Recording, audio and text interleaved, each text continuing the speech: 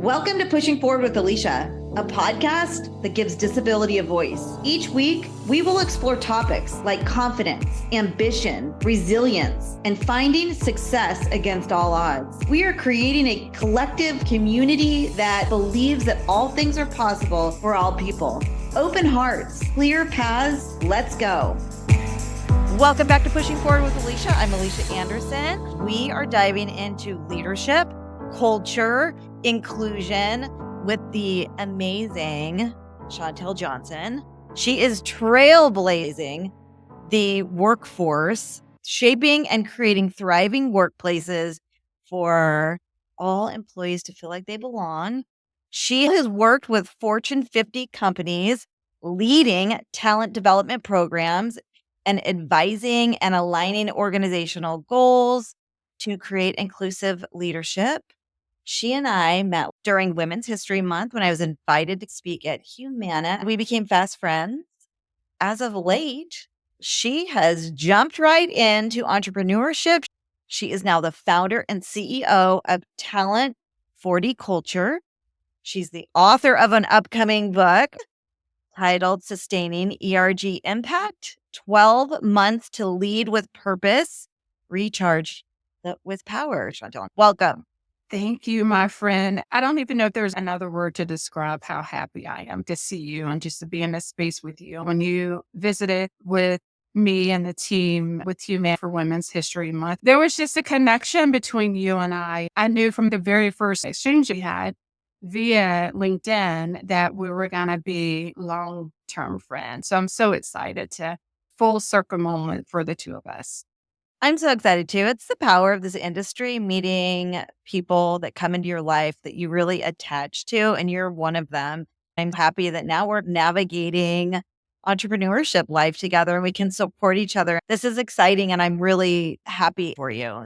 I would like to look back a little bit. You're so impressive, not only from a workplace standpoint, but just your soul, who you are. Can you paint a little picture of who you are, where you've come from, and how has that led you into this work that is so heartfelt and meaningful?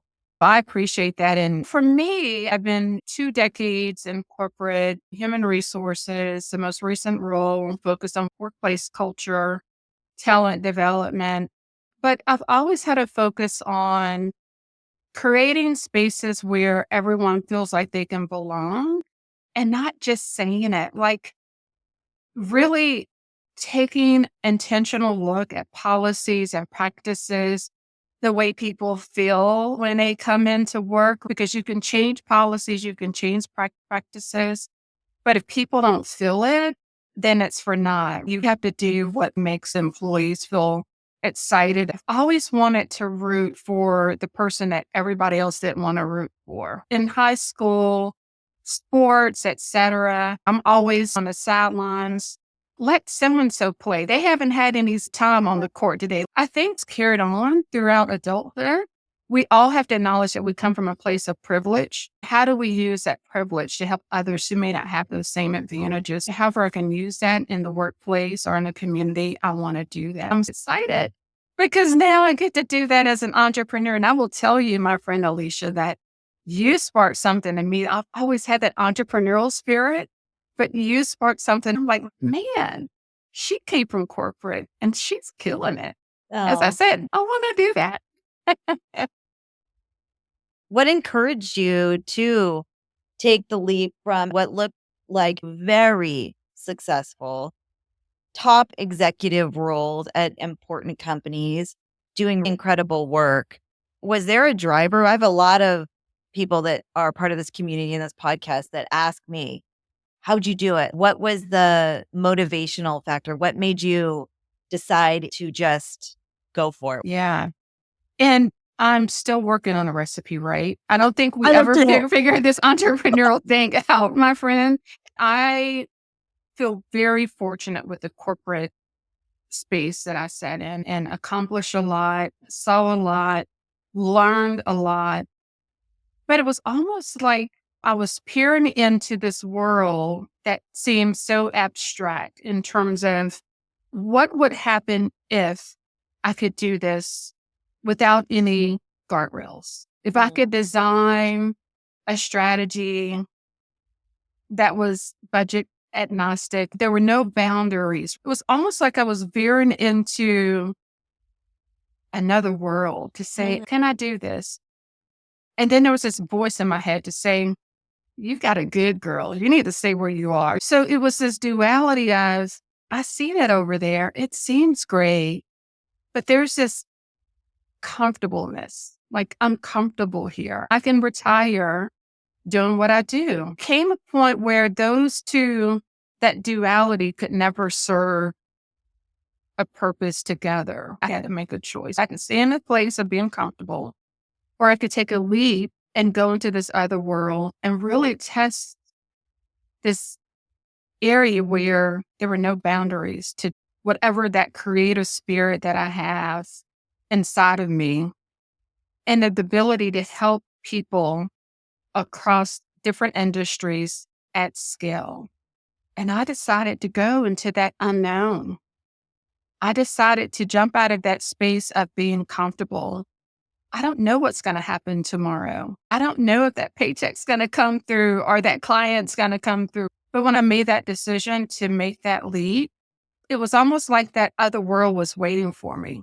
The community, you and so many others, welcomed me with open arms. The community was saying, what were you waiting for? We've been waiting for you to come and be here with us. For people who have that desire to go into this entrepreneurial space, there's all different types of ways you can do it. If you have the ability to do it as a gig on the side in your corporate environment, test the water, see what's out there. Talk to some of your friends, see what the market is, see what the appetite is. If you want to do like I did and take that leap of faith and go full in, the community will be there for you.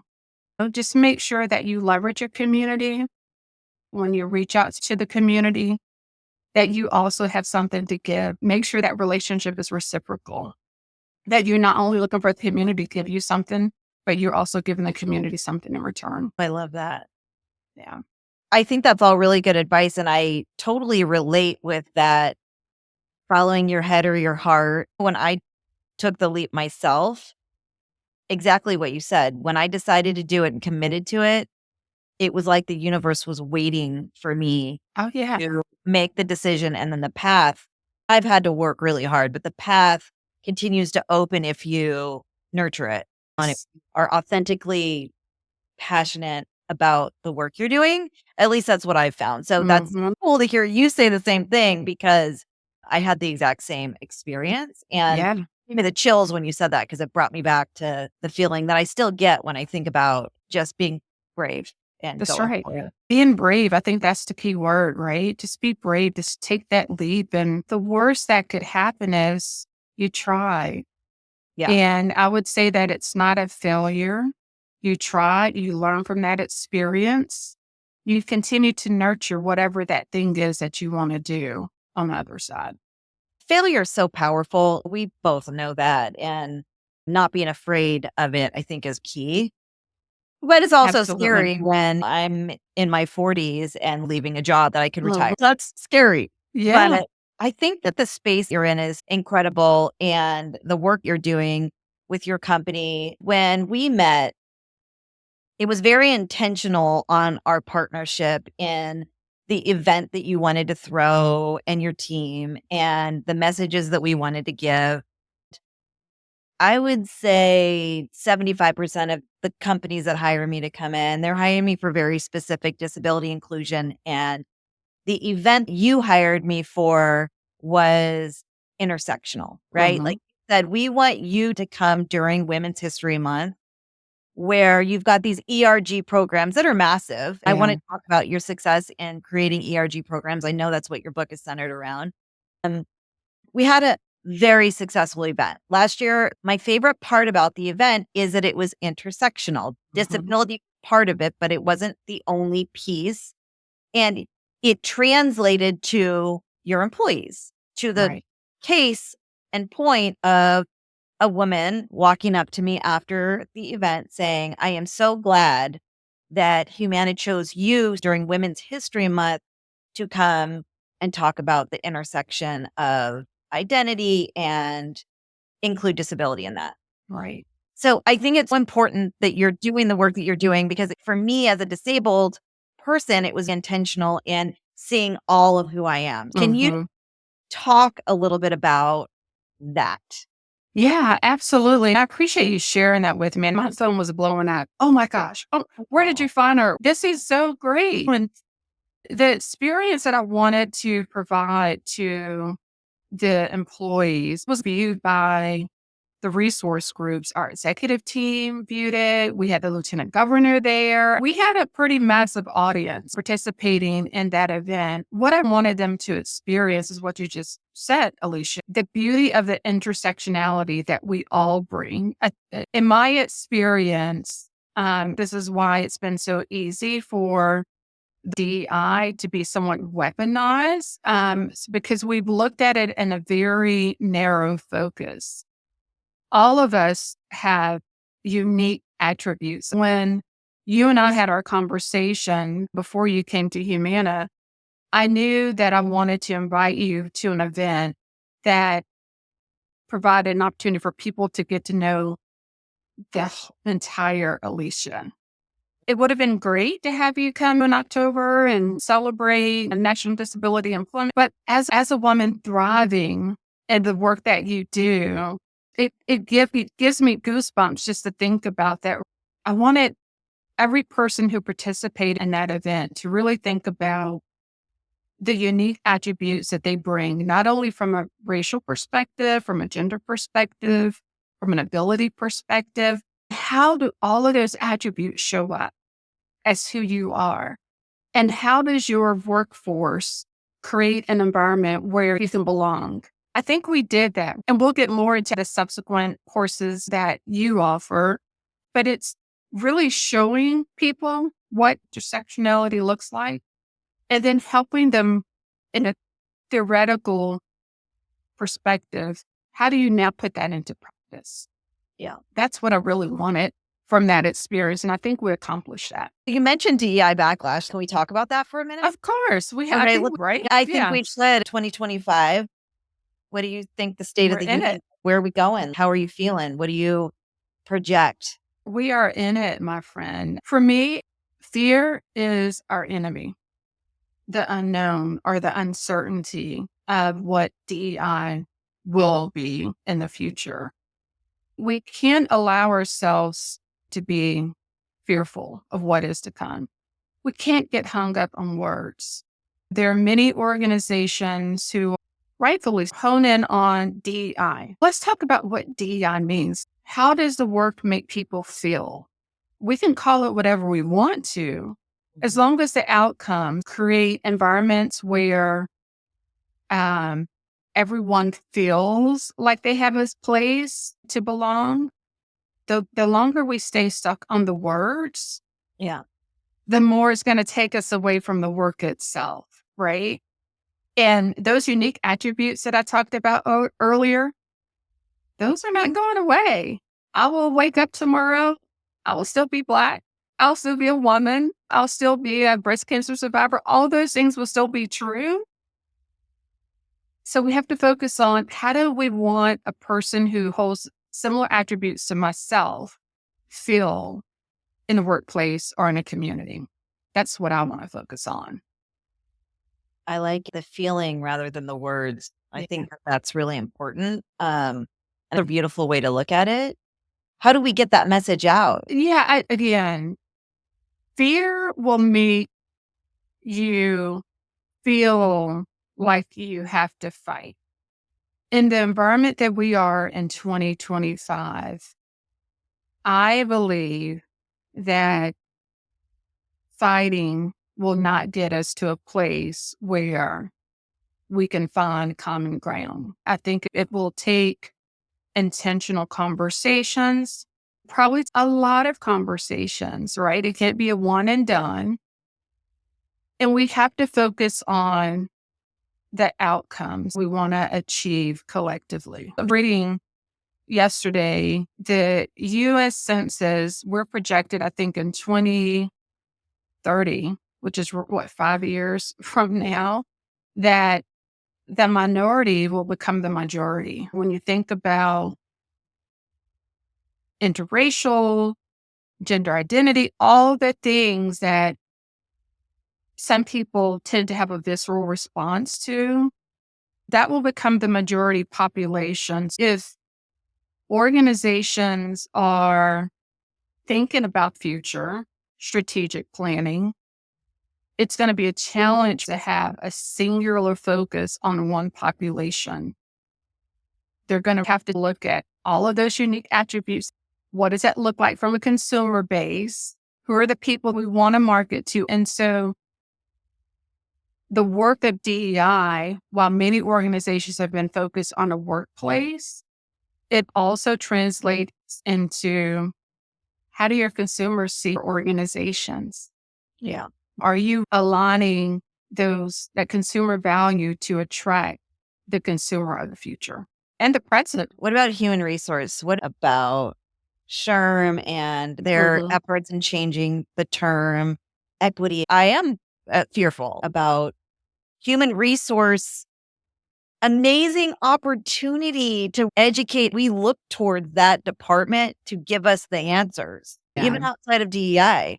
I share your disappointment when SHRM decided to remove the word equity from their DEI efforts. Even though I said we shouldn't get hung up on words, that was a significant decision, being the leading voice in the HR space.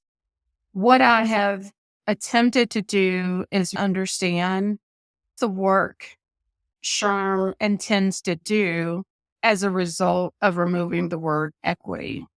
From what I've read and the interactions I've had with SHRM, they're really focused on civility. How do we get to a place of having civil conversations to understand one another, to come out with commonality or common ground? What I've shared with SHRM from that perspective, when you think about civility, is really based on the premise where someone feels that they have the psychological safety in their workplace, where they can say, hey, Alycia, that interaction you had today was not very civil. If that psychological safety is not grounded within an organization, you can't really have civility. We need to take a step back from the conversations with SHRM. I invite them to have a conversation about their stance on removing the word equity and moving more to civility, because civility is under the assumption that the environment is equitable, that people embrace unique attributes or diversity, and that the environment is inclusive. And you and I both know that's not true in all workplaces. For sure.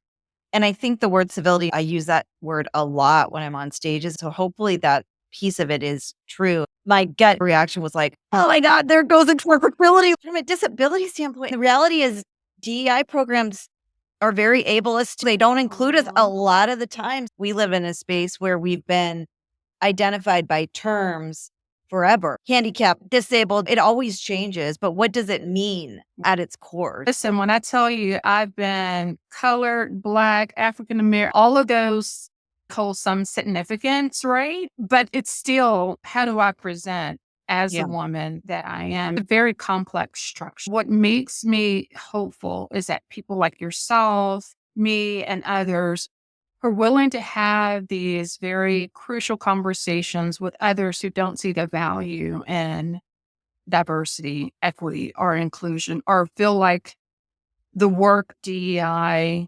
is replacing the majority. That's the furthest from the truth. It's creating opportunity for everyone. That's what equity is about. What's very interesting, though, is a conversation that I had with someone who was on the other side of DEI, almost to the point where they were almost anti-DEI because they felt cis white man, felt you want to bring all these programs in, and what about me? You're replacing me into all of these areas. And as we were going to the conversation, I said, you do realize that diversity, equity, inclusion includes military veteran who often serve this country and come back with some type of disability, Yeah. right? And you could just see the wheels spinning. I said, on the outward appearance, you would see a cis white man, but you would never know the hidden dimensions of diversity that this person would carry. It got that person to start thinking. And I believe they're close to being somewhat of an ally. Still some work I need to do with it. But that's where it starts. It's the conversations, right? Yeah. And it goes back to conversation and being civil and trying to understand things that we don't. So that was a beautiful thing for taking me down that path. You just mentioned entrepreneurship. Let's talk about your business. Let's lift up what you're doing, what your purpose is, what your mission is, who your ideal client is. I keep saying my friend, but I really feel like you're my sister. Like I I just love shared with you, like when we met, just that connection that we have. So when I decided to move from a place of being comfortable to, oh man, this is other world I'd go into. And just reflecting back on what I said, I've always had a passion for creating spaces for what some might call the underdog. I don't like using that word, but some would call like people who are the forgotten others. I've always had a space for that. Talent for the culture is founded on the principle of creating a workplace culture where not only people feel like they belong, but there is data, there's evidence-based research to support that. And again, the reason behind the company, what I've found is we focus so much on the feeling of belonging. Why it's been somewhat easy for people to weaponize this word is because we don't have a lot of evidence-based research to support the work itself. Talent for the culture is aimed to do that, working with organizations on the maturity curve who are ready to transform their workplace cultures. We are coming up on 6 generations in the workplace. Talk about another dimension of diversity. Each generation has a set of value propositions when they look for a workplace. We are seeing a lot of organizations move from a work from home to the return to office.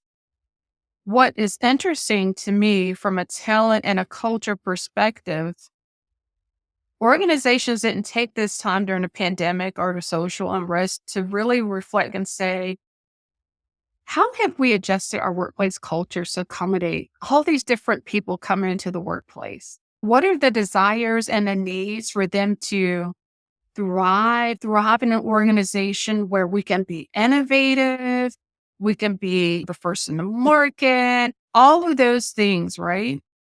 And so talent for the culture really fits into transforming workplace cultures to meet the talent needs of the diverse attributes of talent today. And it's working with my ideal clients who are ready to take a very inward, introspective focus on what's working well and what are some things that we just need to throw out in the trash. When I tell you, my friend Alycia, there are many workplace practices, HR practices that are antiquated. If organizations are going to compete for the talent in the workplace today, they're really going to have to adjust their cultures to, again, create a value proposition where that talent is attracted to those employers.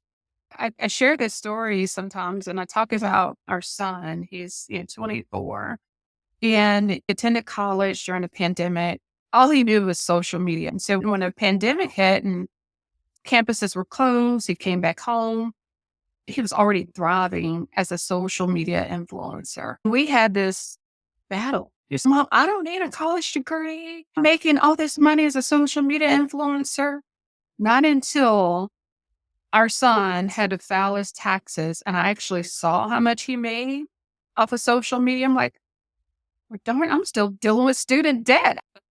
So those are the different generations and the unique attributes that the dimensions of diversity can bring to a workplace. As an employer, what are you doing to make sure that you are providing that value proposition to that 20-year-old? Yeah. I can't wait to see where your business goes. So I excited. know. I'm excited. I'm going to tell you one organization that I'm working with that wanted an opportunity to create an understanding of their BRGs, business resource groups, with their political action committee had no idea what a BRG was, let alone any of the employees who were in it, and vice versa. The BRG members had no idea what in the heck is a Pac-Man? What are we talking about? And so the CEO wanted an opportunity because they knew a lot of the anti-DEI sentiment was coming through.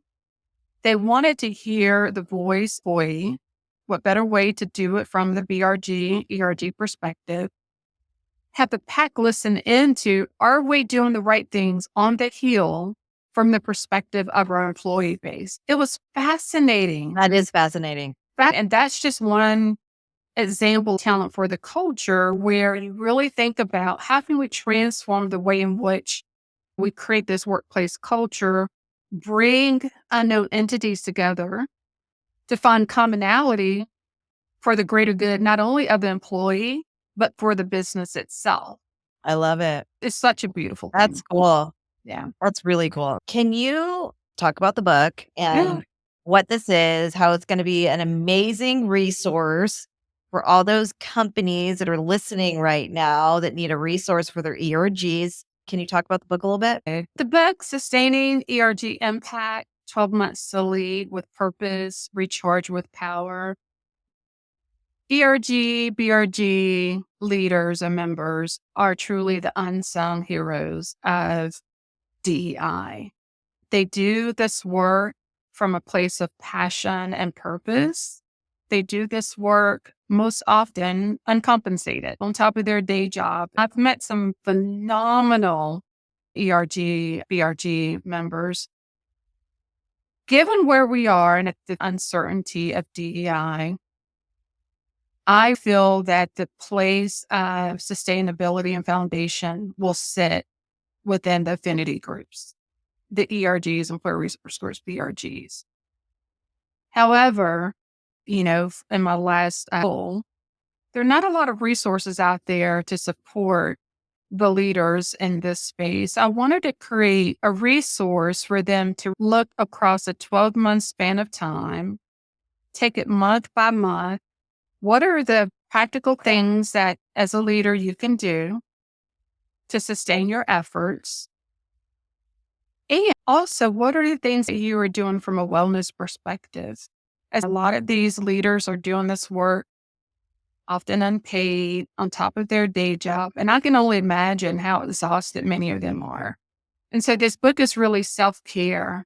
How are you taking care of yourself? What are the wellness routines that you're putting in place month over month to make sure that you're sustaining your efforts? It's really the love letter back to, again, those unsung heroes that I really hope that they will find it as a resource to sustain their efforts. But more importantly, Alycia, I also think it's important for the executive sponsors and champions of ERGs to take a look at this book as well. Because not only will they find resources and information to support the ERG leaders, they too can use some of the wellness cues in the book as leaders.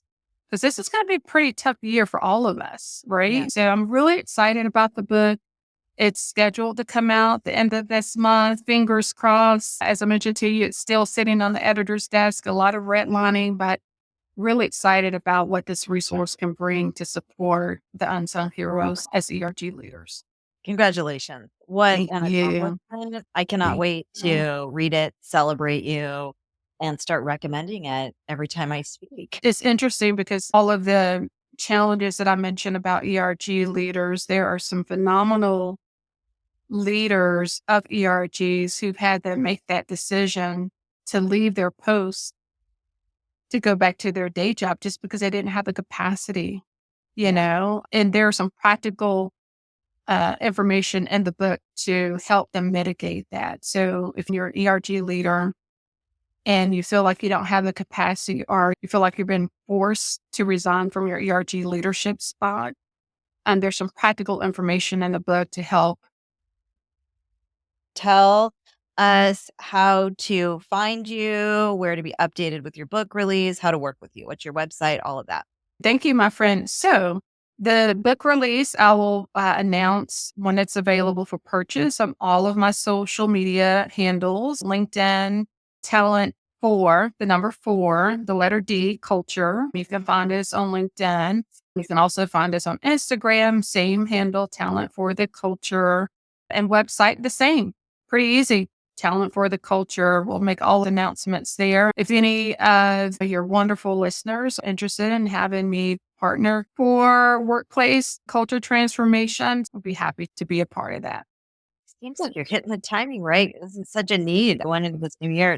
Thank you, my friend. You were my inspiration. Oh, When I peered into that other world, like, she was a corporate bad chick over here, and now she's a entrepreneur bad chick. I need to do this. Well, I'm glad that our friendship could encourage you in any way, but it's all you, sister. You got to do the work. But it's been a joy to watch you shine. So we wrap up the show with a pushing forward moment. Do you have a little mantra, nugget of gold that you could give to our community to feel happy and motivated when they're leaving this episode today?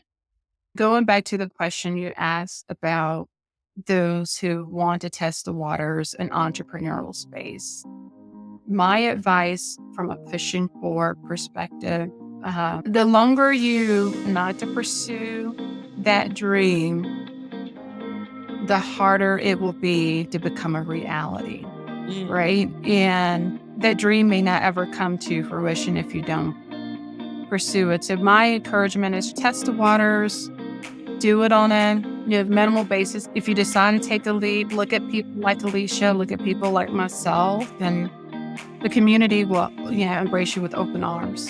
Oh, so beautiful. Yeah. I'm going to be on the sidelines cheering you on, and thank you for coming into my life.